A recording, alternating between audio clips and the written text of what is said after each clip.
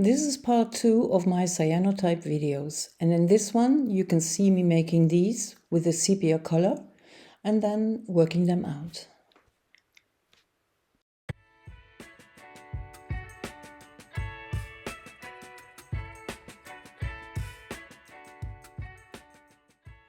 So this is my workspace. You can see I have the silicone mat, the black one underneath. This is my ring light that I film with. I can also get it up or down how I want to. And here my phone that I'm filming with is attached. And here we have one of the two UV lamps that I purchased. They are like this. And yeah, quite small. And this one I managed to attach to the stationery of the ring light here, and the second one, because I want to use both, I have to somehow lay on here.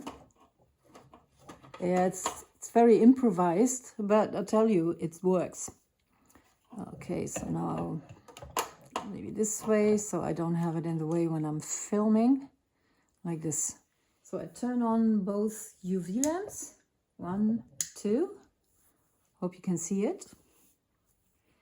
And then I turn the phone off because I'm not filming as I'm posing the UV lights on, and I just loosen the grip here a little bit and lower it onto it.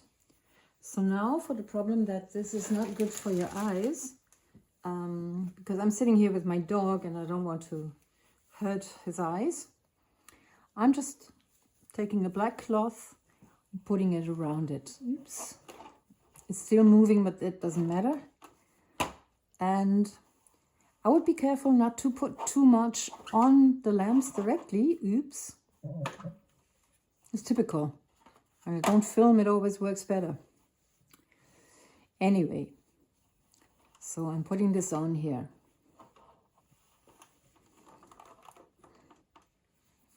And then I'll wait. Oh yeah, I'll turn off the ring light. Now you can see that only the UV lamps are working.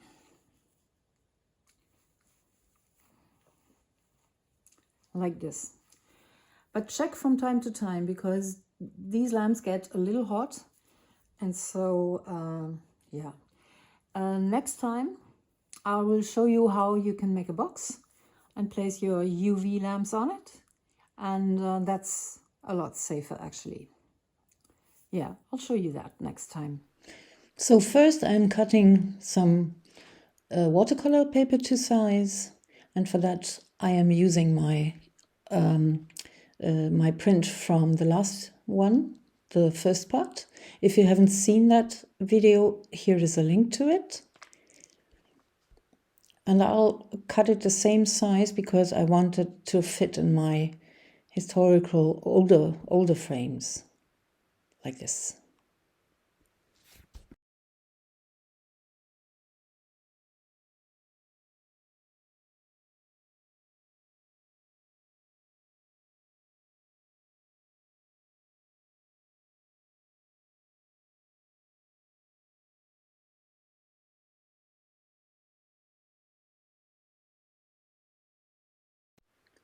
And I want to try a new technique, which I did not use in part 1 of this video, and that's painting the emulsion through the stencil. You'll see in a minute how that goes. And then I want to combine it with a photo. It's a negative photo because, of course, you have to use the negative if you want to have a positive UV light print. Now you see me picking up the emulsion, and at first I start with a little too much, and don't use so much. You see, as I do here, I just dab it on the side so that it's not so full of paint, because otherwise the paint will run under the stencil, and it will partly in some parts anyway, but you're trying to you want to try to keep the stencil impression. So you want to use this foam brush because it doesn't pick up, well, it's picking up the color in a regular way somehow, if you know what I mean. This does not work with a regular brush. I've tried it several times, it just doesn't work. Maybe you could use a stencil brush and then just dab from the top. That's maybe even better what I'm doing here. But this worked.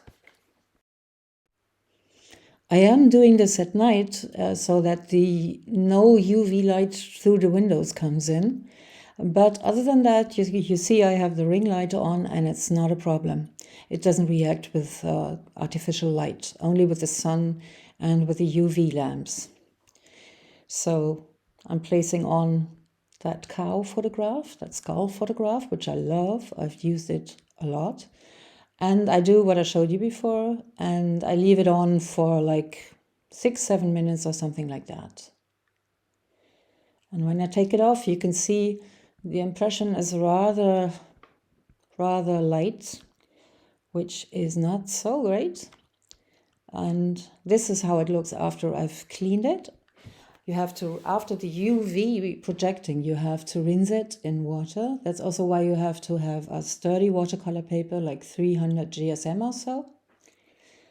And then just let it dry. And they always buckle, and so I'm ironing this.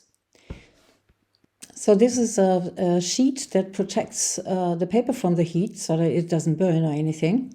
You can put it on real hot and still be able to iron it through it, but I'm sorry for those sheets. I don't remember what they're called and I don't remember where I bought them. I've had them forever.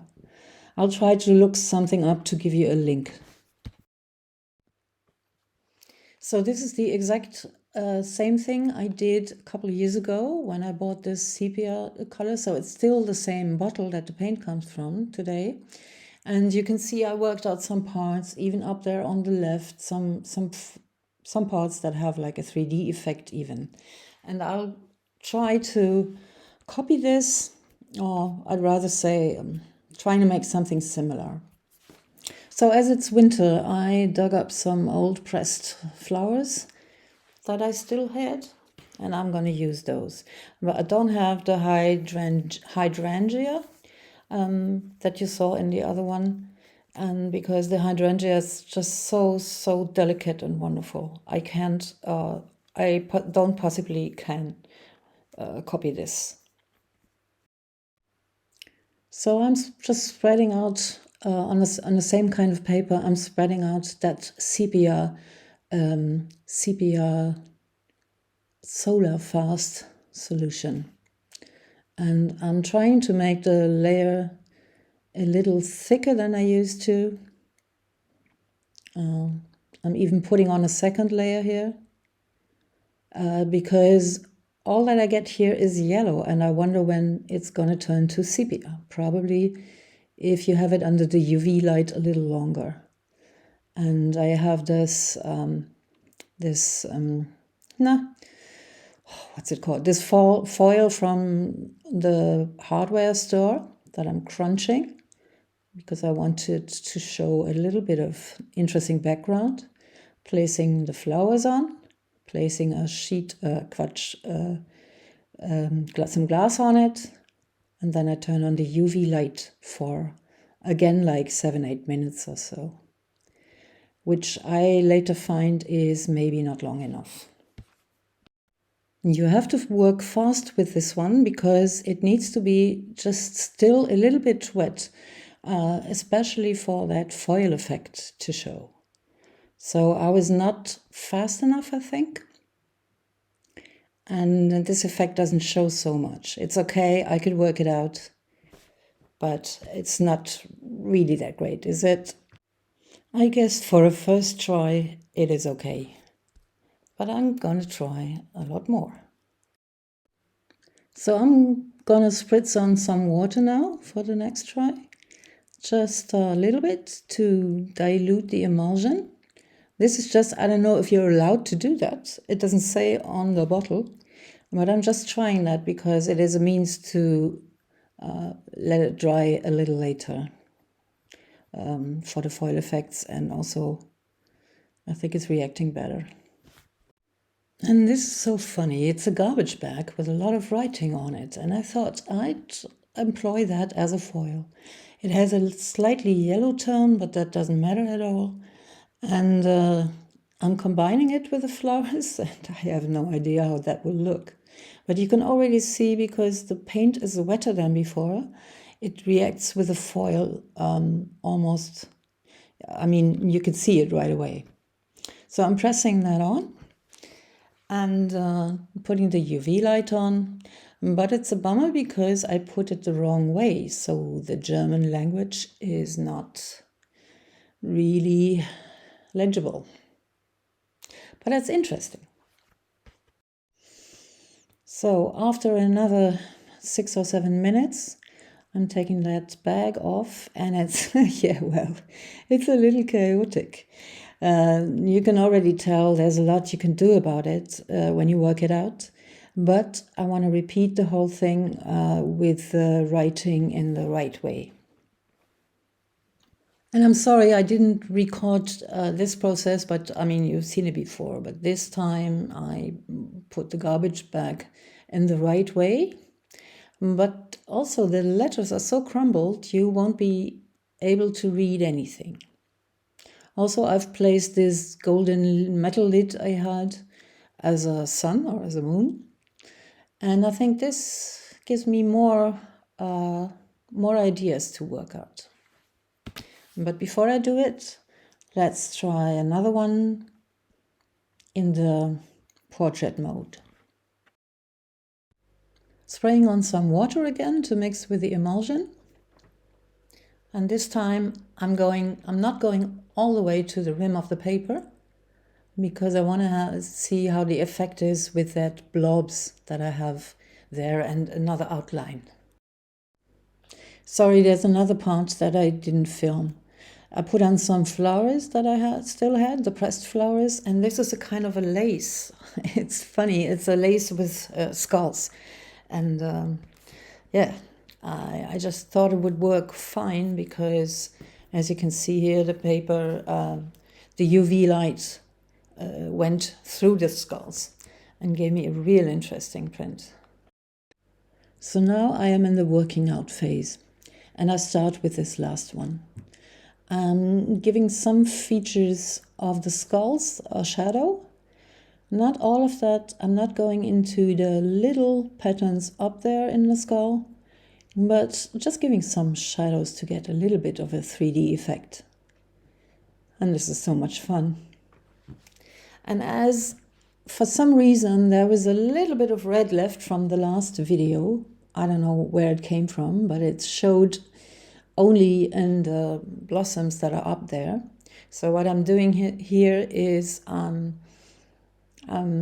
repeating that color in another part, and I'm just taking one of those skulls and giving them little pinky shadows to match with the flowers. Very subtle, very light. You almost can't see them, but they're there. Yeah, I know, I'm a little bit crazy. I have that obsession for skulls. Has various reasons. So the last thing I'm doing here is I'm enhancing that rim only on the bottom and to the right side. I love to do that, especially when you have an interesting rim like here. It's so much fun, and it's always the last thing I do. So what do you think of my skull lace with flowers? I think it's really good that I did it this way. You can see where the blobs were. They turned out rather light, actually. And now I'm working the cow's skull out. So explaining again, only the parts that were around the stencil, so to speak, are reacting to the UV light. And so you have these interesting white spots, white stripes that are also going through the skull's head. And it looks like it's behind the stencil shape. And I will be enhancing those shapes as well with some shadows. The print of the skull is not really very satisfying. I'll show you the one I made with the blue emulsions a couple of years ago. I made this with the 2 components blue emulsion, which is a lot more work. And I didn't have to work on the skull at all. It really looks like a photo. I was so amazed. I only did some shadows to the stencil shapes, and that was all. So I'm not so happy with this one because, yeah, I think the blue one was nicer. I'm gonna work with the blue stuff, with the 2 component stuff also. Next week I'm gonna show you the black stuff, which is easy again as this. And I think the week after that I'll come in with the blue. As I can't find the original photo anymore, I'm working with a negative here. It's difficult because everything in white has to be dark in the print, and you always have to rethink every area. It's good training for the brain. Yeah, so I'm giving that skull some 3D shapes and doing the same on some of the stencil shapes, but only the ones in the middle over the skull. I don't want to overwork it.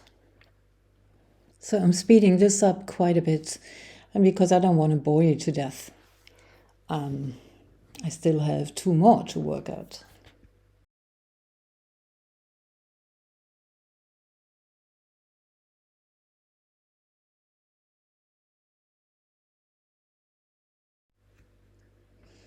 And the antlers, I don't think they're called antlers. That's only for a deer, isn't it? Anyway, the horns, as we say in German, they almost did not print at all. So I have to add quite a bit of drawing there. And so the left horn I can't see at all. So I'm just getting an idea where it has to sit.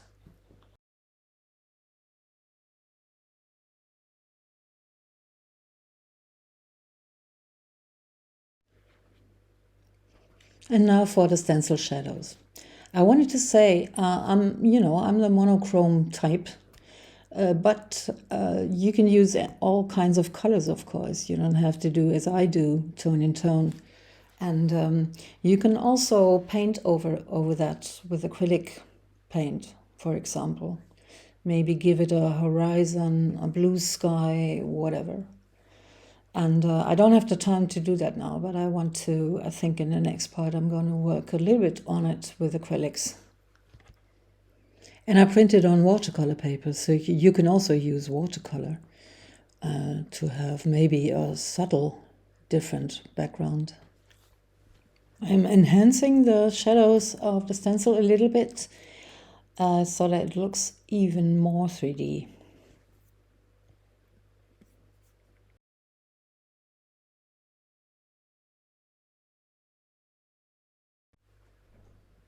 And I'm stopping now. So this is a photo and I enhanced the contrast a little bit too much, but I think it's working out fine.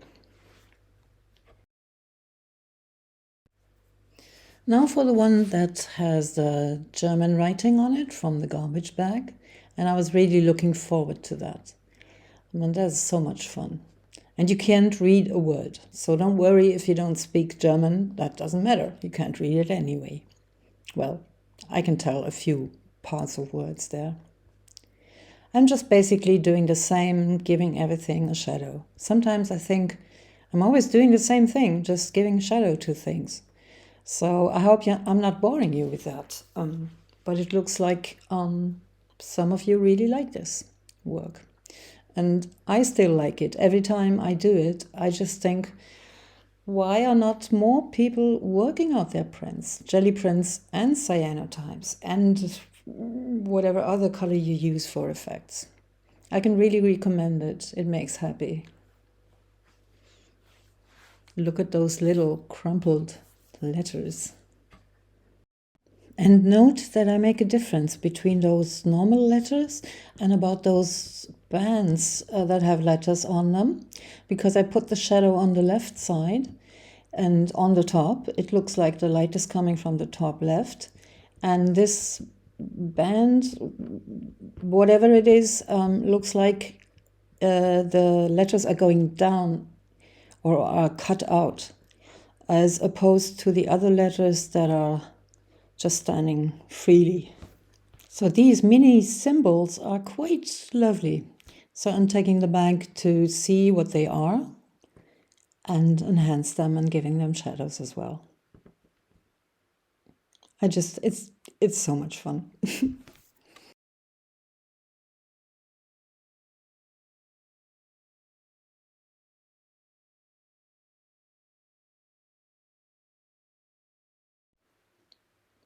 And just let me compare it to the other one I made years ago and never finished.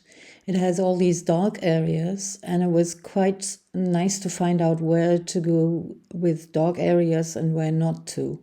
In this case, this print is so sort of chaotic, I don't really know. I just draw away and see where I end. And yeah, I'm running out of time too because of the video.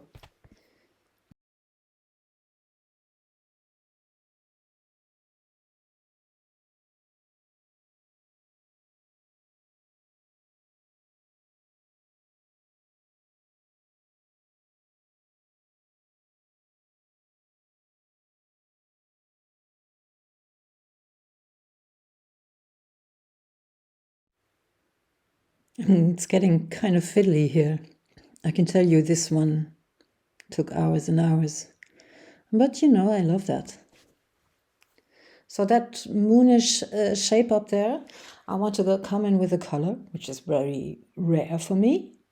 And I thought the blue would go well with a yellowish sepia. Actually, I can't really call it sepia. I think it's just a dark yellow, like a sienna or something. I think they should produce this a little different if they call it sepia.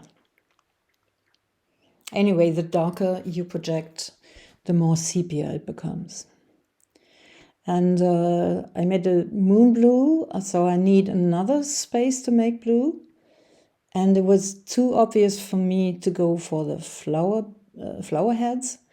So I'm just drawing in on these bands, just to have another space where the blue is coming out. And then I do just a little enhancing for the stems. And that'll be it. I mean, I could work it for 3 more weeks, I guess. But at some point, you just have to stop.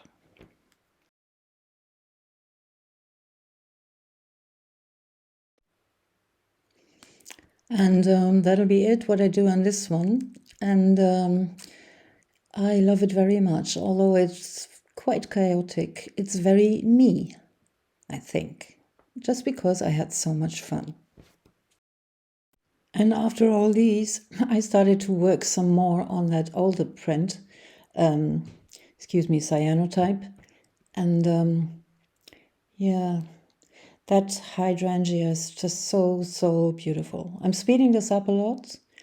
And when I finished, I wasn't finished. I just thought, I don't know, I think this one will never be really finished, and I don't know why. It has all these delicate little lines you see here, the difference of the lightness. And this is just so beautiful. And probably in summer, in late summer, when the hydrangeas are blooming again, I can try another one like this. I'm especially fond of these leaves, and with the great holes they have, and I can enhance the holes and it looks so lively. Like a photo again, I should say. Okay, this is it, how it is now. Maybe it is finished. What do you think? Tell me in the comments. So I really had some fun with this so-called sepia color, which is really a dark yellow. And next week, I'm having a black session. And the black, as you guessed it, it's not really a black, it's a dark blue. But I made some nice things with that. And I also projected some on real photo paper. So I'm looking forward to that one and see you next week. Bye.